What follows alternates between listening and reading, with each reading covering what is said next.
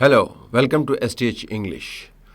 We want to draw your attention towards a press statement that has come out. Normally, press statements are boring and they are a cliched way of expressing all thoughts which have been said over and over again. But this one has a particular importance and significance, and the background to it is even more important. The statement relates to the co-commanders meeting that took place in Rawalpindi and was presided over by the Chief of Army Staff, General Asim Munir, and the forum, after saying the usual statements about the issues involving Pakistan's defense and security, was particularly focused on the provocative and uncalled for statements that they have heard out of India. And they are now resolved, according to this statement, to respond to any idea of a new normal with a new and very robust kind of a response.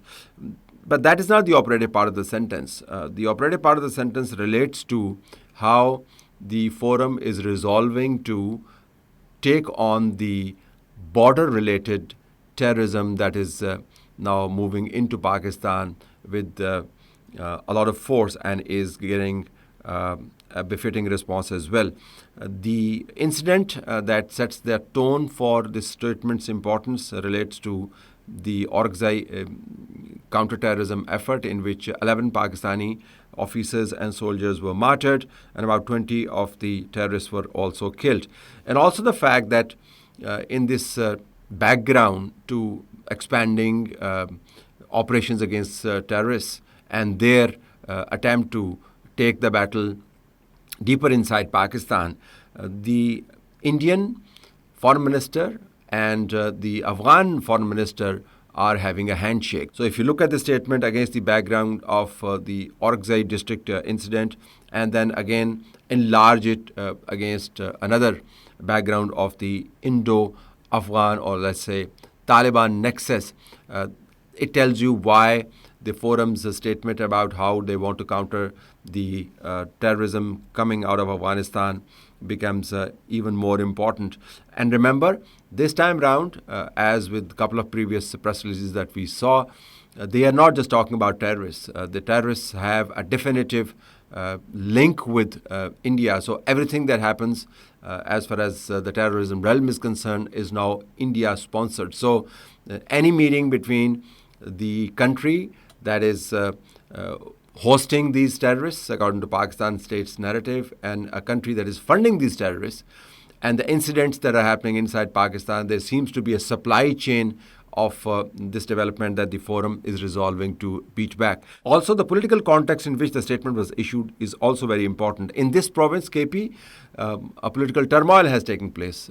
A chief minister has been ousted by a fiat from Imran Khan, suggesting out of Adiala jail that a new kind of a guy needs to be there. Somebody with a lot of zing and a lot of bite in what he says needs to replace this aging old horse who's not that old, but at least his political actions, according to Imran Khan, were really not up to the energy level that he expects his workers to exhibit in terms of getting his release. So therefore, he needs to be replaced with somebody who is from the tribal belt. Mr. Sohail Afridi is a known student activist and has been saying some very nasty things about Pakistan Army and Pakistan establishment, and how he wants to wrest Imran Khan out of jail, march him as their prize trophy through the streets of Islamabad, bring the entire house down and install him as the Prime Minister.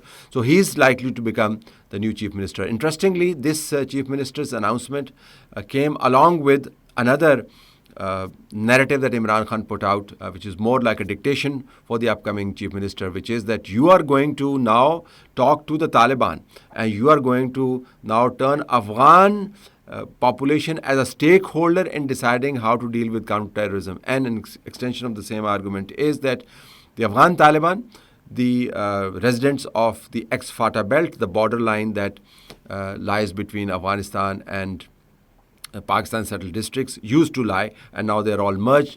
The residents of these areas and the Afghan population need to be made stakeholders and turn this bloody war into some sort of a peace process. So he wants to turn the swords of Pakistani establishment's operations into the plowshares of peace. Sounds great. Also, I borrowed a title from an old book. But really, it's unworkable, and also it goes against the very grain of the statement that the core commanders have put out.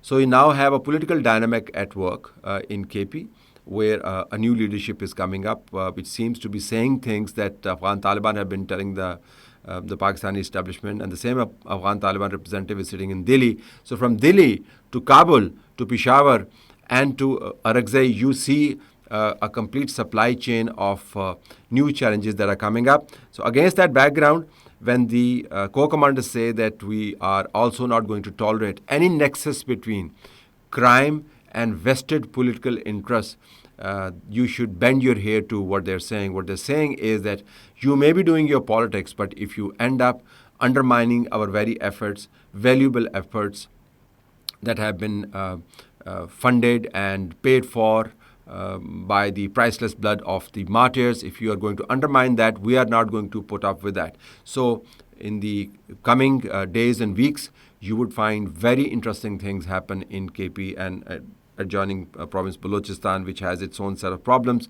And this is going to be not just a statement being repeated after every core commanders conference. This is going to be a statement that they will have to live up to in terms of translating it into real action. But the action has to not just focus on countering terrorists, it also has to focus on what to do with the new KP government and the fact that Afghan Taliban and Indians are having a handshake.